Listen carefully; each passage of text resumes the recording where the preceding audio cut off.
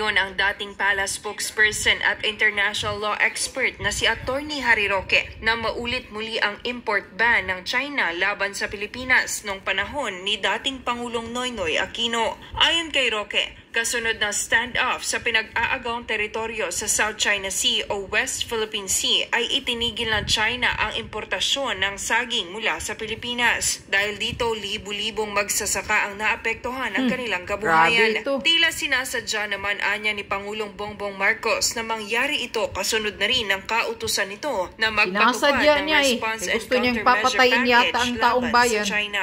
Ngayon, ang nakakaabala, parang sinasadya rin ni PBBM na galitin ang China para ipagbawal muli ang pagpasok ng ating saging at pinya. Ito ba'y dahil galit siya sa mga Duterte na nais niya lahat ng Davaoenyo ay maghirap?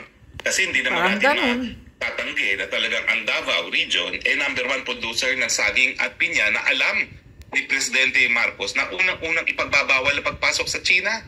Bukod naman sa mga nagtatanim ng prutas, posible ring mas marami pang Pilipinong maaapektuhan sa oras na magkaroon ng gyera sa West Philippine Sea. Sigurado yan. Tutukan po dyan sa South China Sea na dinadaanan lahat ng ating inaangkat na petrolyo, no?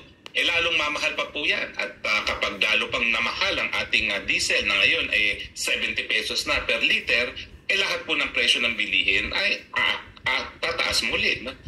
Una namang sinabi ni Roque na ang pagpapainit ng tensyon sa West Philippine Sea ay upang pagtakpan ang kabiguan ni PBBM na tuparin ang pangako nito noong eleksyon, kabilang na ang 20 pesos na presyo ng kada kilo ng bigas. Imbis naman pagtuunan ng pansin ng pamahalaan ang pakikipagbangayan sa China na hindi naman anya tayo mananalo, dapat pagtuunan na lang anya ng pansin ang pagpapataas ng productivity ng mga magsasaka. Sa kabilang banda, nakakahiya naman ayon kay Roque na sa kabila ng maraming foreign trips ni PBBM upang makakalap ng investment, ay nananatiling kulelat ang bansa sa pagtingin ng mga investor. Yung Global Opportunity Index. Kulilat. Matapos ang sandamukal na pagbabiyahe ng ating PBBM, hindi naman tayo kulelat. We are second to the kulelat dahil ang mas mababa pa sa atin ay Cambodia. Correct. So parang kahit ano pang sabihin nila na pledge na opportunity, pag ang tatanungin mo, yung mga namumuhunan mismo, sa ngayon, second to the pinakakulela tayo pagdating sa Global Opportunity Index.